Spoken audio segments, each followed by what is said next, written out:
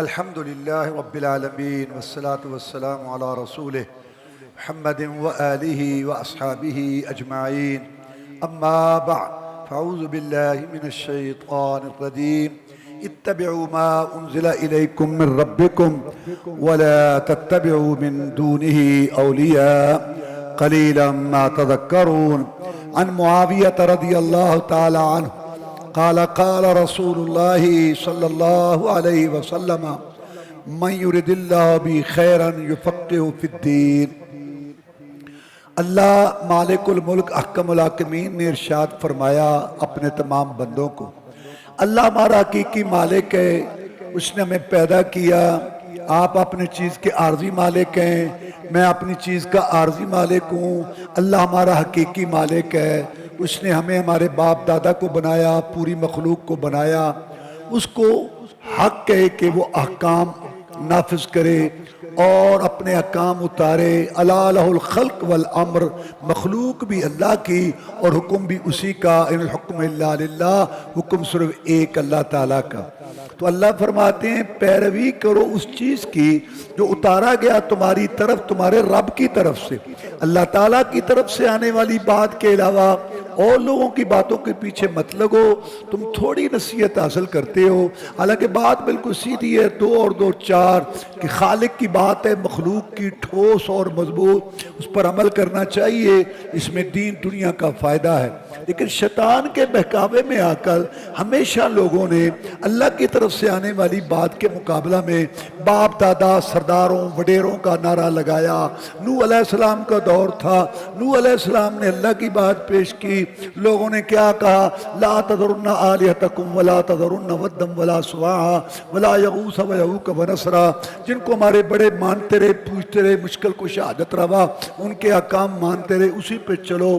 دور آیا ابراہیم علیہ السلام کا، وَاتْلُ عَلَيْهِمْ نَبَأَ إِبْرَاهِيمَ إِذْ قَالَ لِأَبِيهِ وَقَوْمِهِ مَا تَعْبُدُونَ قَالُوا نَعْبُدُ أَصْنَامًا فَنَظَلُّ لَهَا عَاكِفِينَ قَالَ هَلْ يَسْمَعُونَكُمْ إِذْ تَدْعُونَ أَوْ يَنفَعُونَكُمْ أَوْ يَضُرُّونَ قَالُوا بَلْ وَجَدْنَا آبَاءَنَا كَذَلِكَ يَفْعَلُونَ۔ ابراہیم علیہ السلام نے اللہ کی بات پیش کی، انہوں نے کہا ہم آپ کی بات نہیں مانیں گے، ہم تو اپنے باپ دادا کے طریقے پر چلیں گے۔ ابراہیم علیہ السلام نے پوچھا جن کو تم پوچھتے ہو، جن کو تمہارے باپ دادا پوچھتے، مشکل کشا حاجت روا مانتے، جن کی باتوں کو تم دین سمجھتے ہو، کیا یہ تمہاری بات سنتے ہیں؟ نفع نقصان پہ قدرت رکھتے ہیں؟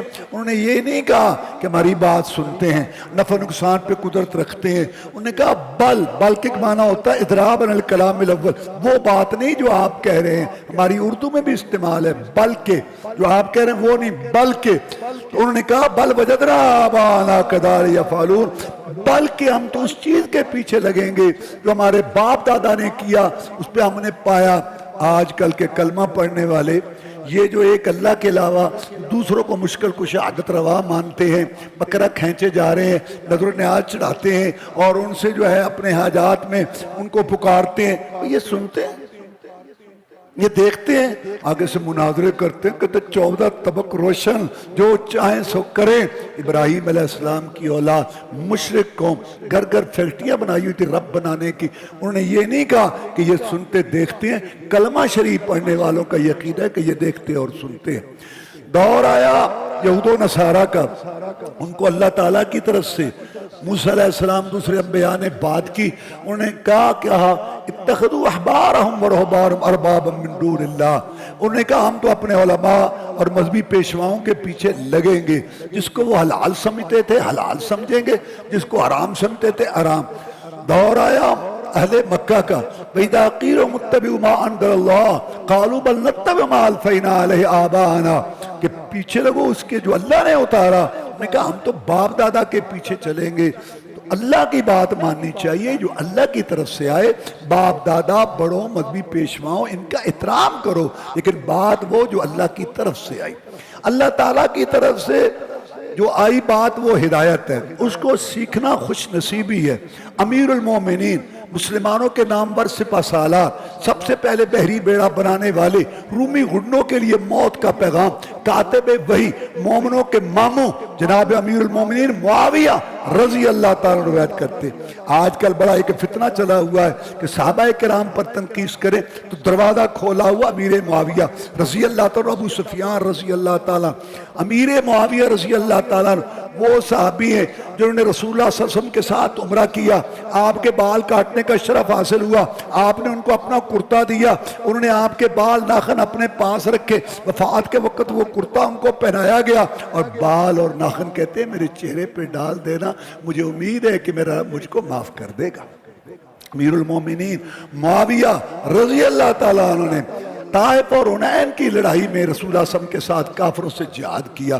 علامہ ابن مبارک رحمہ اللہ سے پوچھا گیا کہ بعد میں آنے والے عمر بن عبدالعزیز رحمۃ اللہ علیہ جو بعد میں آئے اور جن کا دور نیکیاں دیکھ کے لوگوں کو عمر فاروق کا دور یاد آ گیا رضی اللہ تعالیٰ، وہ افضل ہے یا امیر معاویہ رضی اللہ تعالیٰ عنہ؟ انہوں نے کہا کیا بات کرتے ہو، عمر بن عبدالعزیز رحمت اللہ علیہ کی ساری عمر کی نیکیاں اس گھوڑے کی ناک کے غبار کے مقابلہ میں بھی نہیں آ سکتی جس گھوڑے پر چڑھ کر امیر معاویہ رضی اللہ تعالیٰ نے رسول اللہ صلی اللہ علیہ وسلم کے ساتھ مل کے کافروں سے جہاد کیا. وہ بیان کرتے ہیں کہ جناب محمد الرسول اللہ صلی اللہ علیہ وسلم نے ارشاد فرمایا جس آدمی کے ساتھ اللہ بھلائی کا، بہتری کا، اچھائی کا ارادہ فرماتے ہیں اس کو اپنے دین کی سمجھ دے دیتے. برادری کا جتھا، بیٹوں کی فوج، دولت کی ریل پہ، سونے چاندی کے ڈھیر، سائے تاج کرو فرض، ودارت، مشاورت، جو کچھ دنیا میں سب مل جائے یہ گارنٹی نہیں کہ مولا راضی ہے. لیکن اگر ہدایت، قرآن، حدیث، کتاب و سنت، قال اللہ قال الرسول، فرمان خدا، فرمان مصطفیٰ نصیب ہو جائے، قبر کے اندھیروں کو روشن کرنے کی فکر لگ جائے، اور جب اللہ صاحب کے قول گانے میں لوگوں کو نچوڑے گا، لوگ پسینے میں شراب پور ہوں گے. نزاعۃ للشوا، اور ایسی آگ جو اس آگ سے 70 گنا زیادہ، جس کا ایک شعلہ اور اس کا ایک شعلہ سار اور چہرے کی کھال کو ادھیڑ کے رکھ دے گا. اس وقت ہدایت والے کو اللہ تعالیٰ اسپیشل کرسی ہیرو موتیوں جوہرات سے جڑی ہوئی اس پہ مہمان خصوصی بنا کے بٹھائے گا. تو ہدایت سب سے قیمتی چیز ہے، اس کو حاصل کرنا ہے. اس کے لیے دیکھیں دنیا جو ہے وہ مل جائے گی، مانگے پھر بھی ملے گی، نہ مانگے پھر بھی ملے گی، محنت کریں پھر بھی ملے گی، کبھی بغیر محنت کے. لیکن دین، ایمان، ہدایت، صراط مستقیم، قرآن، حدیث نہیں ملتے بغیر دعا، طلب، تحقیق، ریسرچ، غور و فکر، محنت کے بغیر حاصل یہ نہیں ملتا. آدمی کہ تو بھی ٹھیک میں بھی ٹھیک، جہاں کو لگا اللہ کہتا لگا پھر کہیں لگے پھر تو بھی لگا پھر. اللہ کی غیرت گوارا ہی نہیں کرتی کہ آپ دین نہ سیکھنے آئیں، نہ سمجھیں اور تمہیں دین ملے. اتنے لوگ موجود ہیں، بہت کم ہوں گے جن کے گھر میں قرآن کی تفسیر ہے، جن کے گھر میں بخاری شریف مترجم ہے. آؤ بچوں آج دیکھیں، پڑھیں اللہ کیا کہتا ہے، اس کا رسول کیا کہتا ہے. یہ دین سیکھنے سے جائے گا. یہ ادارہ، اس طرح کے اور ادارے اللہ ان کو قائم دائم رکھے، قیامت تک ان کا جو ہے وہ روشنی کا یہ مینار بنے. بہت مجھے خوشی ہوئی، 300 کے قریب یہاں بچے آج فارغ ہوئے واللہ، حفظ میں، تجوید میں اور بخاری شریف پڑھ کے واللہ اس ادارے کو. اور جو اس کے ساتھ تعاون کر رہے ہیں اللہ تعالیٰ ان کے گھر بار کو آباد کرے اور ان کی آخرت اچھی کرے. اور حضرت مولانا محمد اسماعیل سلفی رحمت اللہ علیہ محدث وقت، امام وقت، ان کے پوتے، اور یہ جو سارا سلسلہ جاری ہے اللہ ان کے لیے صدقہ جاریہ بنائے. میں کہہ رہا تھا کہ دین دو چیزوں کا نام ہے، اللہ تعالیٰ کا فرمان اور رسول اللہ صلی اللہ علیہ وسلم کا فرمان. قرآن مجید میں ایک نہیں 20 آیتیں ہیں جو رسول اللہ صلی اللہ علیہ وسلم کا یہ مقام منواتی ہیں. 2 آیتیں پیش کرتا ہوں. جب قرآن مجید کی آیات صورتیں آتی تھی رسول اللہ صلی اللہ علیہ وسلم جلدی پڑھنا شروع کر دیتے تھے کہ مجھے کہیں بھول نہ جائے. اللہ تعالیٰ نے ارشاد فرمایا لا تحرک بھی لسانک لتعجل بھی ان علینا جمعہ وقرآنا فاذا قرأناه فاتبع قرآنا ثم ان علینا بیانا. اے پیارے پیغمبر صلی اللہ علیہ وسلم اس ڈر سے جلدی نہ پڑھا کریں کہ کہیں مجھے بھول نہ جائے. اس قرآن مجید کو آپ کے دل و دماغ میں بٹھانا یہ بھی ہمارا کام ہے اور اس کا بیان مطلب آپ کو سمجھانا یہ بھی ہمارا کام ہے. قرآن بھی آیا، اس کا بیان بھی آیا، قرآن بھی آیا، اس کی تفسیر بھی آئی، قرآن بھی آیا، اس کی تشریح بھی آئی. پھر اختلاف کا کیا مطلب؟ اگر مکہ پہ قرآن آ جاتا، مدینہ کے پہاڑ پر جاؤ اٹھا کے لے آؤ. پھر ایک ہو سکتی تھی بات کہ ہم اس آیت کا کیا معنی ہے؟ اور جب قرآن بھی آیا، اس کی تفسیر بھی آئی، قرآن بھی آیا اور اس کا بیان بھی آیا، پھر اختلاف کا کیا مطلب ہے؟ پھر اس کو ہمیں تسلیم کرنا ہے اور اس کو ہمیں سمجھنا ہے۔ قرآن مجید میں اللہ نے فرمایا وَيُحِلُّ لَهُمُ الطَّيِّبَاتِ وَيُحَرِّمُ عَلَيْهِمُ الْخَبَائِثَ، یہ محمد الرسول اللہ صلی اللہ علیہ وسلم کے جو مناسب ہیں ان میں سے ایک یہ بھی ہے، پاکیزہ چیزوں کو حلال کرتا ہے، خبیث گندی چیزوں کو حرام کرتا ہے۔ اب دیکھو نا، قرآن مجید میں اللہ تعالیٰ نے ارشاد فرمایا کہ کن عورتوں سے نکاح حرام ہے، وہ بیان کرنے کے بعد اللہ فرماتے ہیں کتاب اللہ علیکم، یہ اللہ کی کتاب میں جو حرام ہے وہ تمہارے لیے حرام ہے، وَحِلَّ لَكُمْ مَا وَرَاءَ ذَلِكُمْ، اس کے بعد تمہارے لیے عورتیں حلال ہیں، نکاح ان سے کرو۔ اب قرآن مجید میں اللہ نے یہ تو نہیں بتایا کہ خالہ اور بانجی کٹھے کرنے حرام ہیں، پھوپھی اور بھتیجی کٹھی کرنے حرام ہیں، یہ حدیث نے بتایا۔ قرآن مجید میں اللہ تعالیٰ نے یہ نہیں بتایا کہ بعض مردار حلال ہے، حدیث نے بتایا مچھلی اور ٹڈی دل اور اسی طرح خون تو، اور اس طرح پرندے اور اس طرح یہ جانور، ان میں سے کون سے حلال کون سے حرام، تو یہ جو ہے حدیث نے ہمیں بتایا۔ لہذا یہ جو لوگ کہتے ہیں نا کہ جی پہلے ہم قرآن کو دیکھیں گے پھر حدیث کو دیکھیں گے، یہ انکار سنت کی بنیاد ہے۔ پہلے قرآن کو دیکھیں گے پھر حدیث، نہیں، قرآن مجید حدیث بیک وقت، شریعت کے ماخذ بیک وقت، یہاں سے اسلام کے احکام مسائل حاصل کیے جائیں گے، ایک سیکنڈ کے لیے بھی علیحدہ نہیں ہو سکتے۔ عمران بن حسین رضی اللہ تعالیٰ مشہور صحابی تھے، بیان کر رہے تھے رسول صلی اللہ علیہ وسلم کی حدیث، ایک آدمی نے کہا بس کر بس کر، حدیث چھوڑو قرآن سناؤ۔ اس نے کہا تو اور تیرے جیسے احمق مجھے بتائیں کہ قرآن مجید میں اللہ نے فرمایا نماز پڑھو، یہ بتایا کتنی رکھتے کتنے سجدے؟ نہیں۔ تو پھر تو میرے بھائیوں، قرآن میں ہر چیز مسئلہ مختصر بیان ہوا ہے، اس کی تفسیر حدیث کے اندر ہے۔ قرآن مجید اور حدیث دونوں شریعت کے ماخذ ہیں بیک وقت، اور کوئی فرق نہیں ہے دونوں سے، جو مسئلہ ثابت ہو اس میں۔ اللہ کے رسول صلی اللہ علیہ وسلم نے فرمایا ترکت فیکم امرین لن تضلوا ما تمسکتم بہما، کتاب اللہ و سنت نبیہ، میں تمہارے اندر دو چیزیں چھوڑ کے جا رہا ہوں اور میں گارنٹی دیتا ہوں کبھی نہیں گمراہ ہوگے جب تک تم دو چیزوں کو پکڑے رکھو گے، شرک و بدعت کی آندھیاں چلیں، بے حیائی کے طوفان آئیں، ایک رب کا قرآن اور ایک میں محمد کا فرمان صلی اللہ علیہ وسلم، کلمے میں دو کا ذکر اللہ رسول، اذان میں دو کی گواہی اللہ رسول، خطبے میں ایک دو کا اعلان اللہ رسول، تشہد میں دو کا اقرار اللہ رسول، قرآن میں اطیع اللہ و اطیع الرسول، یا بات اللہ کی مانو یا رسول اللہ کی مانو صلی اللہ علیہ وسلم۔ جب مریں گے تو پہلا سوال قبر میں رب کا، دوسرا رسول کا ہوگا، تیسرے کی بات ہی کوئی نہیں ہے۔ عزت احترام کرو، جتنے دین کی خدمت کر گئے اللہ ان کی قبروں کو نور سے بھرے، آسمان علم کے درخشاں ستارے تھے ان سے محبت رکھو، لیکن وہ سارے امتی تھے، رسول محمد ہے صلی اللہ علیہ وسلم، وہی ان پر آئی ہے، رب کے سلام ان کو آئے۔ تو یہ قرآن اور حدیث دونوں لکھے گئے، سمجھے گئے اور حفظ کیے گئے۔ آپ کو پتہ ہے کہ عرب لوگ حافظہ پر زیادہ اعتماد کرتے تھے، تو چنانچہ حدیث حفظ ہوئیں۔ ابو ہریرہ رضی اللہ تعالیٰ عنہ کا نام اس میں نمایاں ہے، ان کے لیے رسول صلی اللہ علیہ وسلم نے دعا بھی کی تھی اور یہ محنت بھی بہت کرتے تھے۔ ایک دفعہ مروان کو شک پڑا کہ ابو ہریرہ بڑی حدیثیں بیان کرتے ہیں رضی اللہ تعالیٰ، تو انہوں نے کہا ابو ہریرہ رضی اللہ تعالیٰ 100 حدیثیں لکھوا دو، میرے بچے ذرا یاد کر لیں، تو لکھوا دی، رکھا اپنے پاس کاغذ۔ 100 سال کے بعد کہا، 1 سال کے بعد کہا کہ اے ابو ہریرہ رضی اللہ تعالیٰ وہ کاغذ گم ہو گیا ہے، بڑی مہربانی وہی حدیثیں آپ دوبارہ لکھوا دیں۔ انہوں نے وہی 100 حدیثیں دوبارہ لکھوا دی۔ مروان نے پہلا اور یہ کاغذ آپس میں ملایا، ذرہ برابر فرق نہیں تھا۔ لوگ باتیں تو بہت کرتے ہیں، یہ جو اللہ تبارک و تعالیٰ نے اس حفاظت لی، اِنَّا نَحْنُ نَزَّلْنَا الذِّکْرَ وَإِنَّا لَهُ لَحَافِظُونَ، اس میں قرآن اور حدیث دونوں اکیلے قرآن الفاظ کی حفاظت ہوتی اور اس کا معنی مفہوم مطلب تشریح کی نہ ہوتی، کیسے دین محفوظ رہتا؟ تو حفظ کیا، لکھتے بھی تھے، اور رسول اللہ صلی اللہ علیہ وسلم کے احادیث صحابہ کرام لکھتے تھے، قرآن بھی لکھتے، جہاں منع کیا وہ ساتھ نہ لکھو، علیحدہ لکھو۔ مسند احمد کی حدیث ہے، صحابہ کرام رضوان اللہ علیہ مجمعین نے پوچھا جناب ہم بھول جاتے ہیں، لکھو، میں لکھا کرو۔ اور پھر آپ نے ابو شاہ کے لیے حکم دیا حج کا خطبہ اکتبوا لابی شاہ، پھر جنابہ سیدہ عائشہ صدیقہ طاہرہ رقیہ مطہرہ صدیقہ کائنات رضی اللہ عنہ کے پاس صحیفہ تھا، ابو بکر صدیق کے پاس صحیفہ تھا رضی اللہ عنہ، جناب علی کے پاس تھا رضی اللہ عنہ، دیات کے مسائل، خطوط، زکوٰۃ کے مسائل، یہ سارے لکھوائے آپ نے، اور یہ صحابہ کرام کے پاس موجود تھے رضوان اللہ علیہ مجمعین۔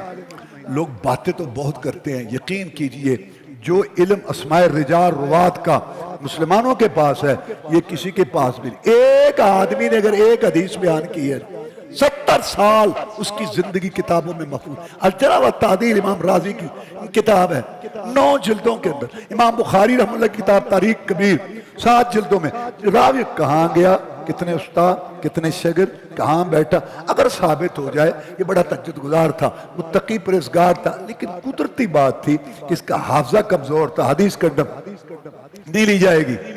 اگر ثابت ہو جائے کہ یہ آدمی ٹھیک تھا، بہت سکہ قابل اعتماد تھا، لیکن حادثہ ہوا تھا یا بڑھاپے کی وجہ سے اس کا حافظہ کمزور، اب دیکھیں گے کہ پہلے کی حدیثیں کون سی ہیں، پیچھے یہ بہت چھان بین ہوئی ہے، اور اس طریقے سے آگے یہ معاملہ چلا۔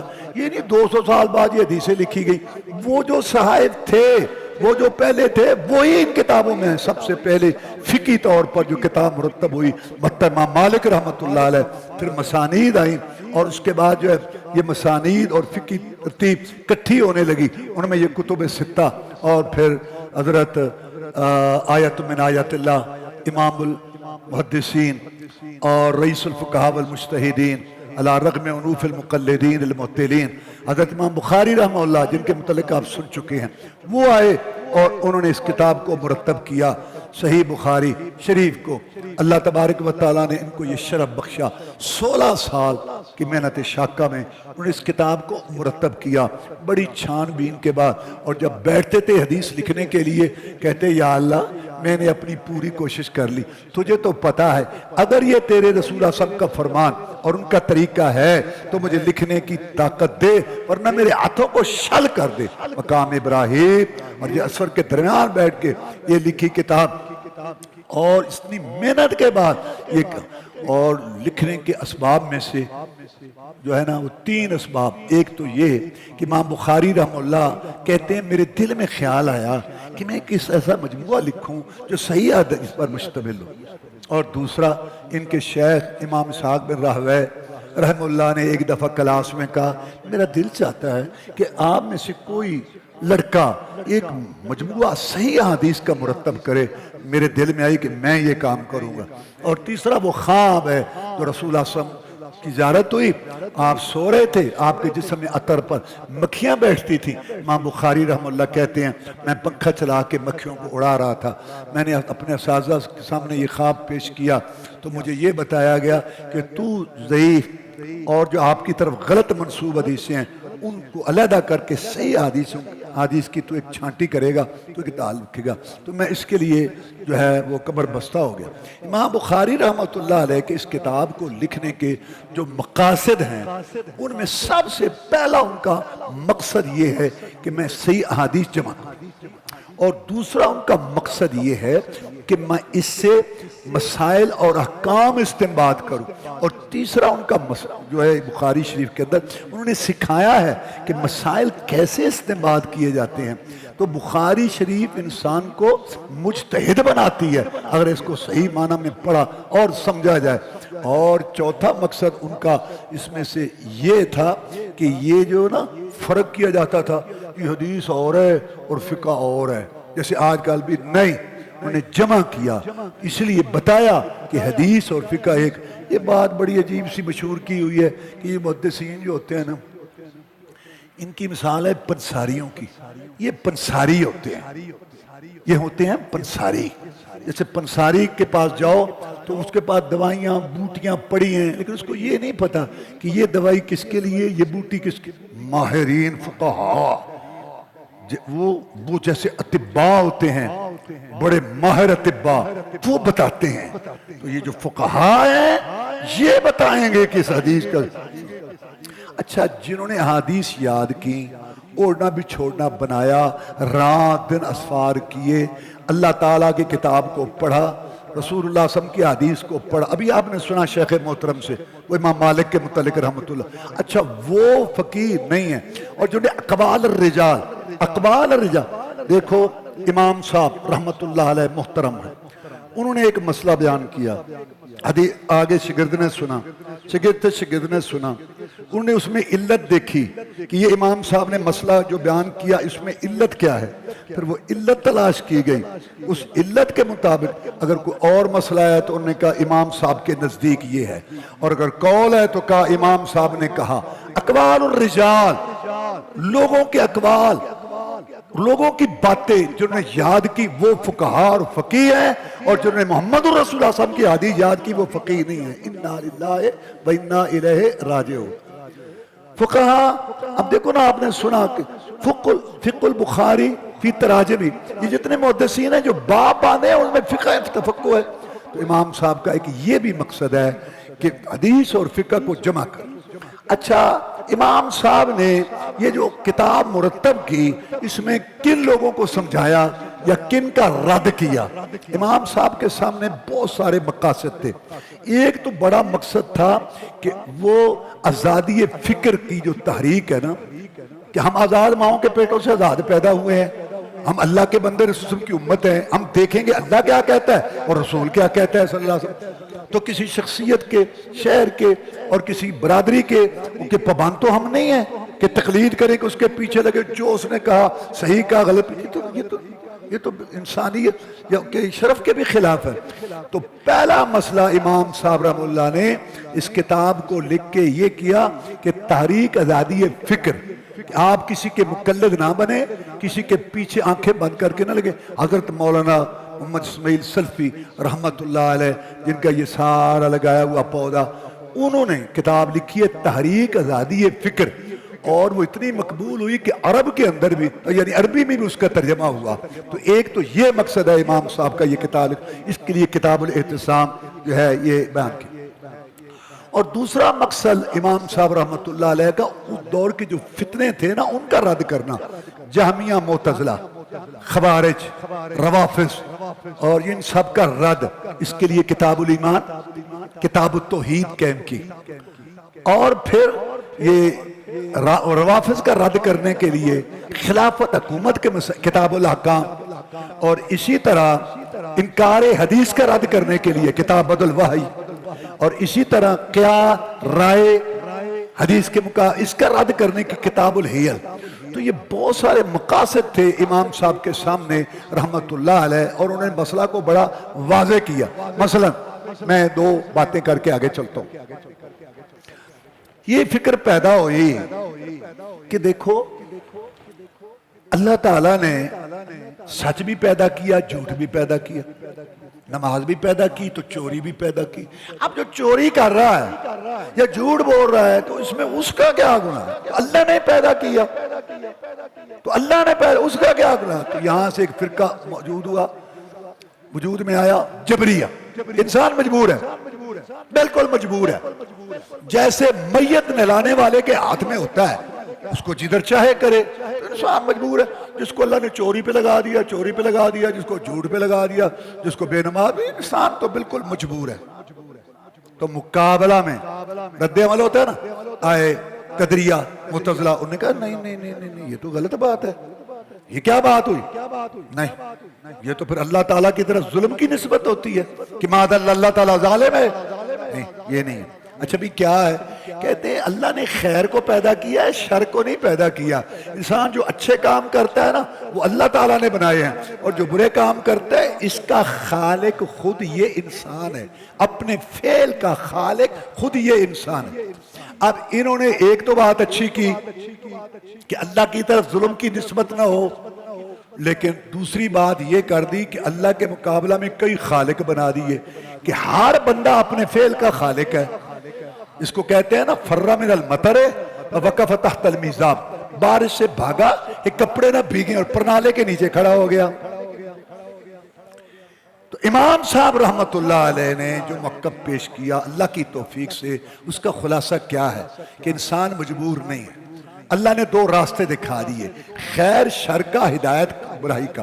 انسان کو عقل سوچ دے دی، چاہے یہ راہ اختیار کر چاہے یہ راہ اختیار کر، نہ زبردستی ادھر ہے نہ زبردستی ادھر ہے۔ سوچ بندے کی، فکر بندے کا، ارادہ بندے کا، عمل بندے کا، فعل بندے کا خالق اللہ، خلق اللہ، یہ معاملہ سمجھایا۔ اسی طرح ایک اور مثال میں آپ کو اچھا ان میں ایک بات بھی بتاتا جاؤں۔ ایک معتزلیوں کا بڑا شیخ تھا، وہ پڑھا رہا تھا، استاد اپنے شاگردوں کو پڑھا رہا تھا، ایک دیہاتی سا، یعنی میں حیران ہوں کہ یہ لوگ ساری زندگیاں لگاتے رہے، عام لوگوں سیدھا سادہ دین تھا، اس کو الجھنوں میں بنا دیا، عام لوگوں کو سیدھی سیدھی بات سمجھ آ جاتی۔ تو ایک آدمی آیا دیہاتی، کہتے شیخ صاحب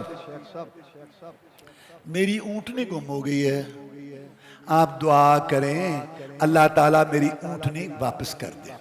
تو چونکہ اس کا تو یہ عقیدہ تھا کہ اچھا کام اللہ کرتا ہے اور برا کام جو ہے بندہ خود کرتا ہے یا جانور، جس میں تو اللہ تعالیٰ نہیں پیدا کرتا، اللہ خالق نہیں اس چیز کا۔ دعا کی، یا اللہ تجھے پتہ ہے تو نہیں چاہتا تھا کہ اونٹنی گم ہو، لیکن اونٹنی گم ہو گئی ہے، اب تو واپس لوٹا، کیونکہ واپس لوٹانا تو اچھی بات ہے، وہ تو اللہ کرے گا، اور یہ گم ہونا تو اچھی بات نہیں ہے۔ تو بدو دیہاتی نے کہا مولانا صاحب دعا رہنے دو، رہنے دو۔ کیوں؟ کہتے ہیں جس کی پہلے نہیں چلی وہ چاہتا تھا گم نہ ہو، گم ہو گئی، اب دوبارہ بھی نہ چلے نہ آئے تو میں کیا کروں گا، مجھے تو اپنی اونٹنے کی ضرورت۔ تو وہ حیران ہو گیا۔ تو ایسی باتیں نا امام صاحب نے بڑے انداز سے قرآن کی روشنی میں یہ باتیں سمجھائی۔ تو اسی طرح یہ جو آپ کے سامنے وہ بات ہے جبریہ کی بھی آ گئی، اور خیر تو میں کہنا یہ چاہتا ہوں کہ امام صاحب نے ان سارے فتنوں کا رد کیا اور بتایا۔ ایک اور فتنہ تھا کیا کہ ایمان کیا ہے، صرف اقرار، جیسے کرامیہ تھے، بعد نے کہا نہیں ایمان صرف تصدیق، بس تصدیق ہو جو مرضی کرو، کچھ بھی نہیں ہوتا۔ جیسے آج کل اللہ معاف کرے عملی طور پر اکثر مسلمان ہیں، یہ تھے مرجئہ، جنہوں نے کہا عمل کی ضرورت ہی نہیں ہے، بس کلمہ تصدیق۔ اچھا انہوں نے یہ کہا، اور کسی نے کہا کہ یہ دو چیزیں ہیں، اقرار تصدیق اور اعمال داخل نہیں۔ امام صاحب نے ثابت کیا کہ ایمان تین چیزوں کا نام ہے، زبان سے اقرار، دل سے تصدیق، اس کے مطابق عمل۔ اقرار نہیں تو کافر ہے، تصدیق نہیں تو منافق ہے، عمل نہیں تو جھوٹا فریبی ہے۔ یہ قرآن حدیث سے ثابت کیا۔ اچھا بعض لوگوں نے عمل کو اتنا ثابت کر دیا کہ اگر کوئی گناہ ہو جائے تو کافر ہے، جیسے خارجی تھے، معتزلی دنیا میں متفق تھے اس بات، آخرت میں متفق، اور دنیا میں معتزلی کہتے تھے ایمان سے نکل گیا کفر میں داخل، اور وہ کہتے تھے کافر، جیسے تکفیری خارجی۔ اس پہ انہوں نے بتایا کہ وَإِن طَائِفَتَانِ مِنَ الْمُؤْمِنِينَ اقْتَتَلُوا، اللہ کہتا ہے کہ دو مومنوں کے گروہ لڑ پڑے، حالانکہ قتال لڑنا اور قتل کرنا یہ کفر کا کام ہے، اللہ ان کو مومن کہہ رہا ہے۔ دیکھو یہاں ایک مسئلہ ہے باریک سا، کچھ کام جیسے ایمان کی شاخیں ہیں نا، ایسے کفر کی بھی کچھ کفر ایسے ہیں کہ ان کے کرنے سے انسان دائرہ اسلام سے خارج ہوتا ہے، اللہ کا انکار، رسول کا انکار، قرآن کی آیت کا انکار، یا اللہ کے رسول کو گالی دینا۔ لیکن کچھ کفر کے کام ایسے ہیں کہ وہ کرنے سے کام کفر والا ہے لیکن انسان اسلام سے خارج نہیں ہوتا۔ مثلا بیوی جب خامن کی نافرمانی کرتی ہے اس کو کفر کہا گیا لیکن اسلام سے نہیں نکلتی۔ اس طرح لڑنا مسلمان سے کفر ہے لیکن لڑنے والا کافر نہیں۔ یہ ساری چیزیں امام صاحب نے سمجھائیں، اللہ ان پہ اپنی کروڑوں رحمتیں نازل کرے۔ تو کتاب کو شروع کیا انما الاعمال بالنیات، یعنی کہ نیت دل کا فعل۔ نیت کا کیا معنی؟ فعل القلب۔ نیت کا معنی کیا؟ دیکھو یہ ہماری اردو جو ہے نا اس کے اندر عربی کے الفاظ استعمال ہے تو معنی تو وہی رہے گا نا۔ جیسے خیر، عربی کہتا ہے انا بخیر، ہم کہتے ہیں میں خیریت سے ہوں۔ عربی کہتا ہے کیفا حالک، ہم کہتے ہیں آپ کا کیا حال ہے۔ تو نیہ عربی کا لفظ ہے، تو جب یہ ہماری زبان میں ہے تو معنی تو وہی ہوگا نا۔ نیہ کا معنی کا دل کا فعل، ارادہ۔ تو یہ جو زبان سے 4 رکعت میں نے خاص نیت کی، 4 رکعت نماز، یہ بولا، یہ لفظ ہے، یہ قول ہے، یہ کلام ہے، اس کو نیت کہنا جہالت ہے۔ یہ بات علیحدہ ہے کہ کیا مسئلہ ہے، نماز اللہ اکبر سے شروع ہوتی ہے۔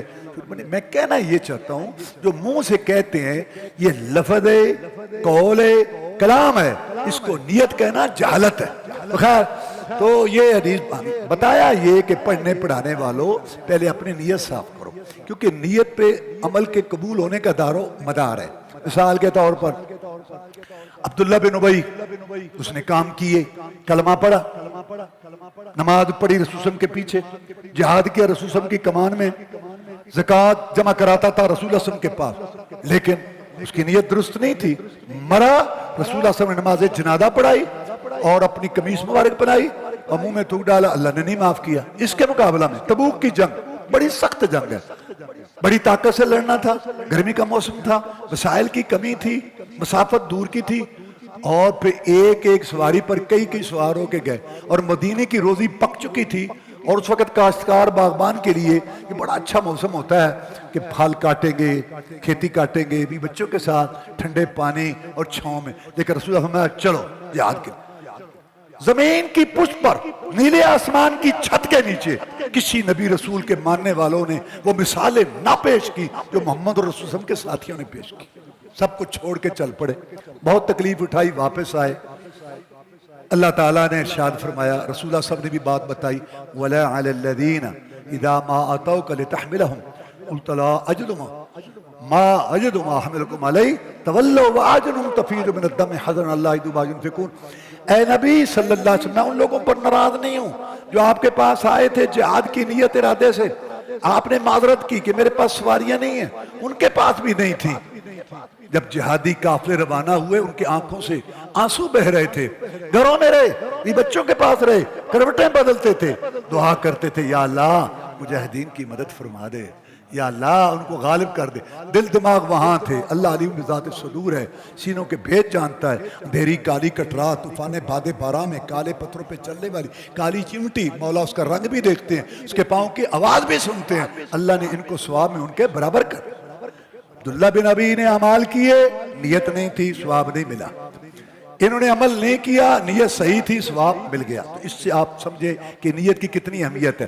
دیکھیں نا، اگر آپ کا عقیدہ صحیح ہے، اللہ تعالیٰ قبول فرمائے، تو آپ پتھر اٹھائیں، سڑک سے ایک طرف پھینک دیں، 10 گنا سے لے کے 700 گنا تک آپ نیکیوں کے مستحق ہو گئے۔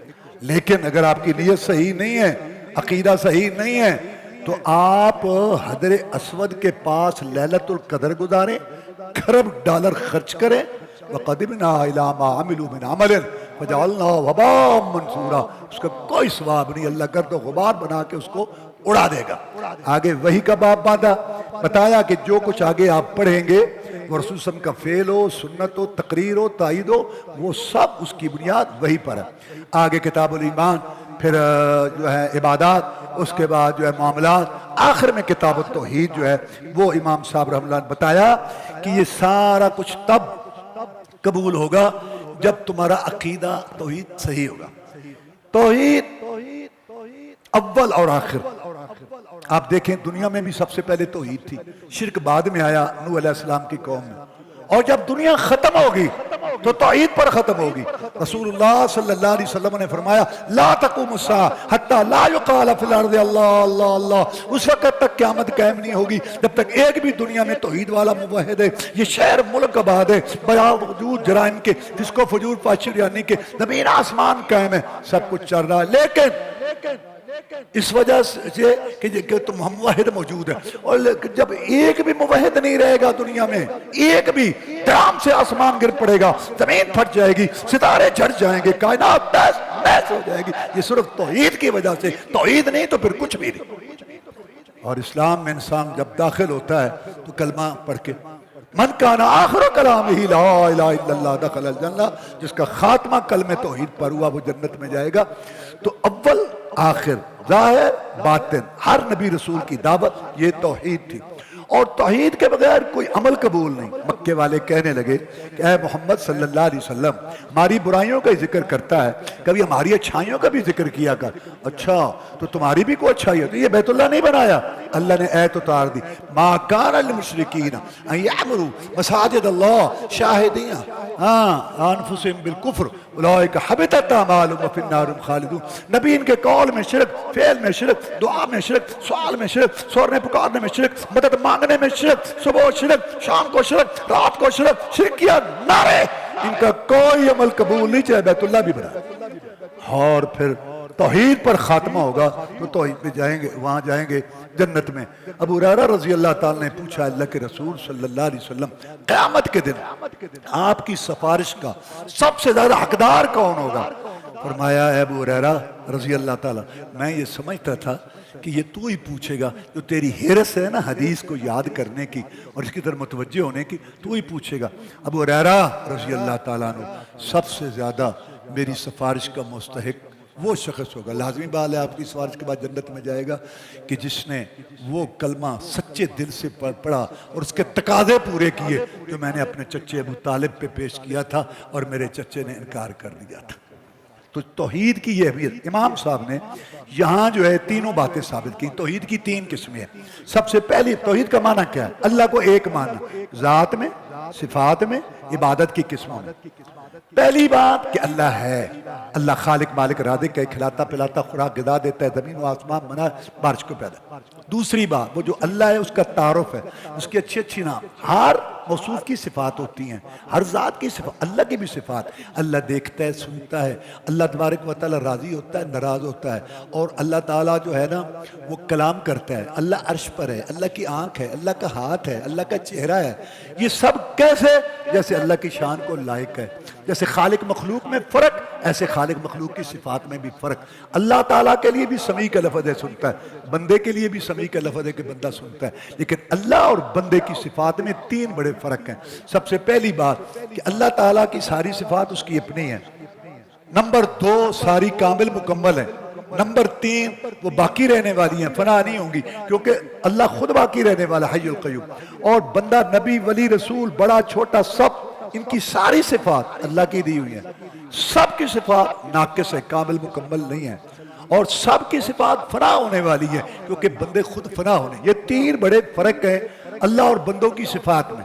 یہ امام صاحب رحمہ اللہ نے یہاں یہ بات واضح کی کہ کوئی تمثیل کو مشابہت نہیں آتی، تو لہذا اللہ تعالیٰ کی صفات اس کی شان کے مطابق، بندوں کی صفات ان کے حال۔ ایک مثال، مثلا سننے کی صفت ہے، اللہ کی اپنی کامل مکمل ہے۔ کتنی؟ سواء منکم من اسر القول من جہر بہ من هو مستخف باللیل وسارم بالنہار۔ تم میں سے کوئی اونچی بولے، ایستا بولے، رات کو بولے، دن کو بولے، اللہ پر برابر ہے، سب کی سن رہا ہے۔ سیدہ عائشہ صدیقہ طاہرہ ذکیہ مطہرہ صدیقہ کائنات رضی اللہ تعالیٰ عنہ فرماتی ہیں، میں اللہ کے سننے کی طاقت پر قربان جاؤں۔ چھوٹا سا حجرہ تھا، خولہ آئی تھی، اوس بن صامت کے متعلق بات کرتی تھی، میں قریب بیٹھی تو نہ سن سکی۔ اللہ نے 7 آسمانوں سے اوپر عرش پر خولہ کی بات سن لی، اور 28 پارے کی آیتیں آ گئی، قد سمع اللہ قول التی تجادلک فی زوجہا۔ اللہ نے سن لیا اس کی بات جو تیرے ساتھ بات کر رہی تھی اپنے خامد کے متعلق، تشتکی اللہ، اللہ سے بھی بات کر رہی تھی، واللہ یسمع تحاورکما، اللہ تمہاری سرگوشی سن رہا تھا، کیونکہ اللہ سننے والا ہے اقوال کا، دیکھنے والا ہے اعمال کا۔ اور تیسری بات، اللہ کی صرف باقی رہنے، آباؤ بندے کی طرف، بندہ نزدیک سے سنتا ہے، دور سے نہیں سنتا، توجہ ہو سنتا ہے، توجہ نہ ہو نہیں سنتا، جاگتا ہو سنتا ہے، زندہ ہو جاگتا ہو سنتا ہے، سو جائے نہیں سنتا، زندہ ہو سنتا ہے، مر جائے نہیں سنتا۔ اس جہان میں ابو بکر صدیق رضی اللہ تعالیٰ عنہ، اس جہان میں جناب محمد رسول اللہ صلی اللہ علیہ وسلم چلے گئے، اتنے بحران آئے، زکوٰۃ کے منکروں کا فتنہ، مرتدوں کا اور جھوٹے نبی، ان کا تو ان سے رابطہ نہ ہو سکا، اور کون سنائے گا؟ تو لہذا اللہ کی صفات اور بندوں کی صفات میں یہ تین بڑے فرق ہیں۔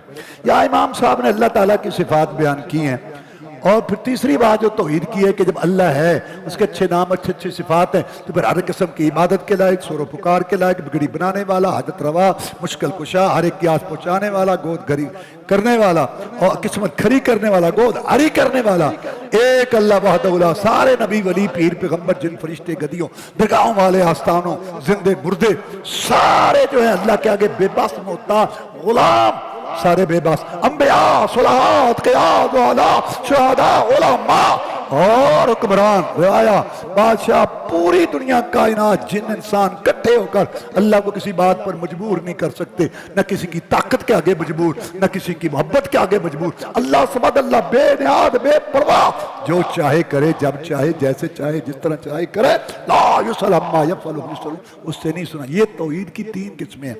تو اسماء صفات کا مسئلہ یہاں واضح کرتے ہوئے ایک صفت کو نمایاں کیا، استواء علی العرش، اللہ عرش پر ہے، قرآن اوپر سے، اللہ اوپر ہے، معراج اوپر ہوا، اللہ اوپر ہے، فرشتے اوپر سے آتے ہیں، اللہ اوپر ہے۔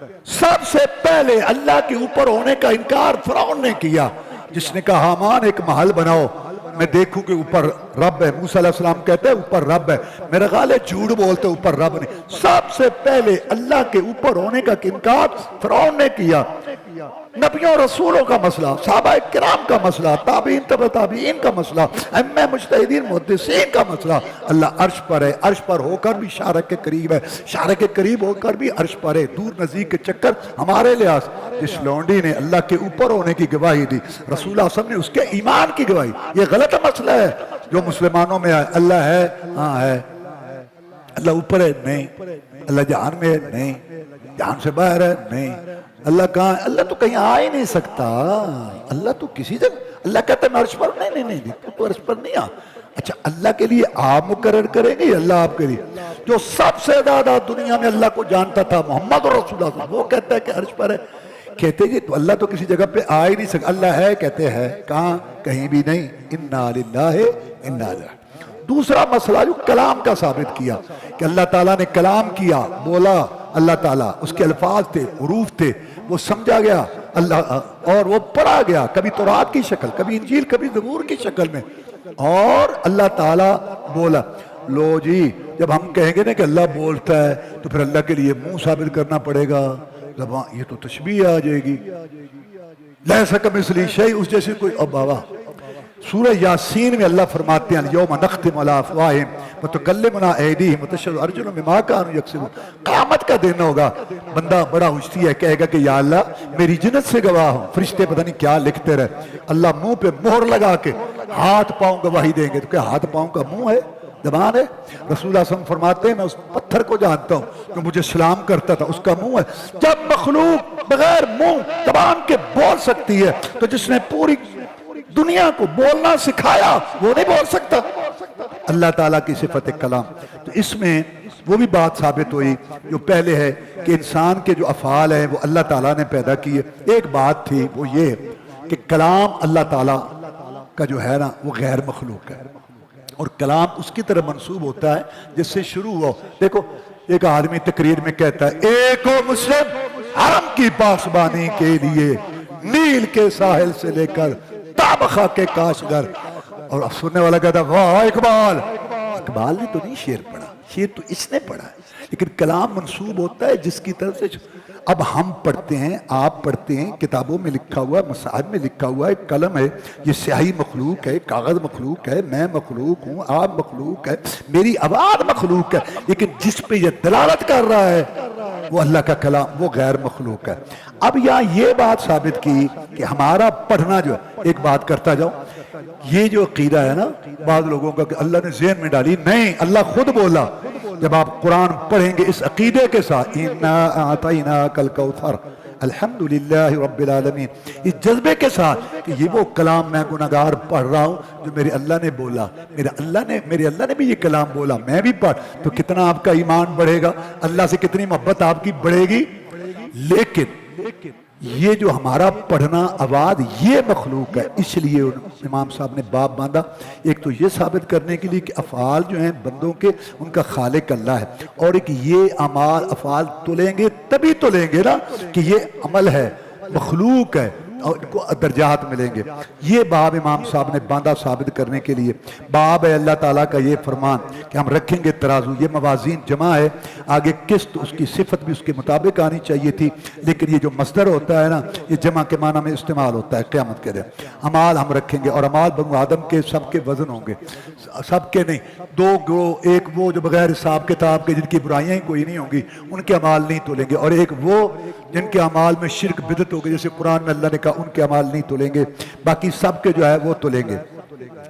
تو مجاہد نے بیان کیا کہ قسطاس عدل کا معنی میں رومی، یہ قرآن مجید میں دوسری زبانوں کے الفاظ ہیں، قرآن میں ہے کہ یہ عربی ہے، بھئی جب یہ قرآن آیا اس وقت وہ الفاظ عربی کا حصہ تھے۔ اچھا جی، آگے یہ بتایا کہ قسط، اگر مصدر قسط ہو تو عدل، قسط ہو تو یہ ظلم۔ اچھا آگے ابو ہریرہ رضی مشہور صحابی ہیں، اچھا ان کا رسول اللہ صلی اللہ علیہ وسلم نے فرمایا کلمتان حبیبتان الرحمن، یہ خبر مقدم ہے اور مبتدا مؤخر ہے، شوق دلانے کے لیے بات کی، دو کلمے، شوق بڑھ گیا۔ حبیبتان محبوب، پیارے ہیں رحمان کو۔ اللہ کے ناموں میں سے رحمان جو ہے نا یہ ذاتی بھی ہے اور صفاتی بھی ہے۔ یہاں آنا مناسب تھا کیونکہ عمل تھوڑا ہے اور اجر زیادہ ہے، اس لیے رحمان کا آنا یہاں مناسب تھا۔ اور پھر یہ کلمے سے مراد دو جملے ہیں، کیونکہ جو ہے نا جملے پر بھی کلمہ بولا جاتا ہے، جیسے یہ کلمۃ الاخلاص لا الہ الا محمد رسول اللہ۔ تو اچھا محبوب ہیں رحمان کو، جب یہ کلمے محبوب ہیں تو جو پڑھے گا وہ بھی اللہ کو محبوب ہے۔ خفیفتان ہلکے پھلکے ہیں، علی لسان زبان پر ہلکے پھلکے ہیں، یہ اور شوق بڑھ گیا کہ بتاؤ جی ثقیلتان فی المیزان، بھاری ہیں کل قیامت کے دن میزان ترازو کے اندر۔ تو اس سے مناسبت ہو گئی باپ کے ساتھ بھی، اور یہ کلمے اللہ کو محبوب ہیں، زبان پر ہلکے پھلکے ہیں، کل ترازو میں بہت بھارے ہوں گے۔ کیا سبحان اللہ و بحمدہ، اللہ تعالیٰ کی میں پاکیزگی بیان کرتا ہوں ہر ریاض سے، اس کی حمد تعریف کے ساتھ۔ سبحان اللہ، اللہ کی پاکیزگی جو اللہ بہت بڑا ہے۔ اللہ پر ایمان لانے کے دو مطلب ہیں، نفی اور اس بات، اللہ کے لیے ثابت کرنا اور نفی۔ لا الہ نفی ہے، الا اللہ اس بات ہے، سبحان کے اندر نفی ہے، اللہ پاک ہے، عاجزی کمزوری ہر قسم کی بھول چوک سے، اور حمد میں اس بات ہے، اسم عظیم میں بھی اس بات ہے، اور اس کا درجہ بھی بڑا ہے۔ ابو ہریرہ کہتے ہیں رضی اللہ تعالیٰ عنہ کہ رسول اللہ صلی اللہ علیہ وسلم نے فرمایا جو دن میں سبحان اللہ و بحمدہ پڑھے نا 100 مرتبہ، اللہ سمندروں کی جھاگ جتنے گناہ بھی معاف کر دے۔ اور میں کچھ باتیں چھوڑ کے میں آپ کے سامنے نا چھوٹے چھوٹے 5 واقعات رکھنا چاہتا ہوں۔ یہ مجھے کہا گیا کہ واقعات، ایک تو میں طلباء کو یہ ترغیب دینے کے لیے کہتا ہوں کہ اللہ تعالیٰ آپ کو یہ علم مبارک کرے، آپ بڑے خوش نصیب ہیں، لیکن اس کو آگے آپ پھیلائیں اور بتائیں۔ تو اس سلسلہ میں وہ اب ٹائم نہیں ہے، تو بہرحال میں ایک ہی واقعہ آپ کو یہ کہ سنا دیتا ہوں۔ وہ یہ کہ اس علم کی وجہ سے جیسے مجھے ہمیں مدینہ شریف میں کہا گیا ہمارے استاد صاحب نے کہ دیکھو یہ تم عالم نہیں بنے، ہم نے تمہیں علم کے دروازے پر چھوڑا ہے، تو آپ بھی استاد صاحب نے انگلی پکڑی، آپ کو علم کے دروازے پہ چھوڑا، علم آگے ہے، آپ نے محنت کرنی ہے اور آگے آپ نے جو پڑھنا ہے۔ اور ایک میں عوام کے لیے بات کرنا چاہتا ہوں، وہ یہ اپنی اولاد کو پڑھاؤ، ان اداروں میں بھیجو، کتنے تم خوش نصیب ہو کہ تمہارے شہر کے اندر ایک مثالی بہترین صاف ستھرا بہترین سہولتوں والا، اللہ کے ہاں تمہاری کوئی حجت نہیں۔ اور یہ جو اولاد ہے نا، اولاد یہ دنیا کی بھی جداد ہے، لوگ ان کو پڑھاتے لیکن اس سے کروڑوں سے زیادہ یہ آخرت کی جداد ہے۔ سن لو، والدین اولاد کی ہر نیکی میں شریک ہیں، والدین زندہ ہوں یا فوت ہوئے ہوں، اولاد نیت کرے یا نہ کرے۔ 2 آدمیوں کا واقعہ اس وقت آ رہا ہے ذہن میں، دونوں فوت ہوئے، خواب میں ملے، دونوں اچھے تھے، ایک اوپر والے درجے میں تھا، دوسرا نیچے۔ تو اس نے کہا کہ یار یہ اوپر کیوں ہے خواب دیکھنا، آپ نیچے؟ کہتا ہے اس کی اولاد تھی، اس نے پڑھایا، پیچھے سے خرچہ آتا ہے، میری اولاد کوئی نہیں تھی، میں جو خود ہی کر کے آیا، اس کا پیچھے سے خرچہ آتا ہے، تو اولاد بناؤ تاکہ پیچھے سے خرچہ۔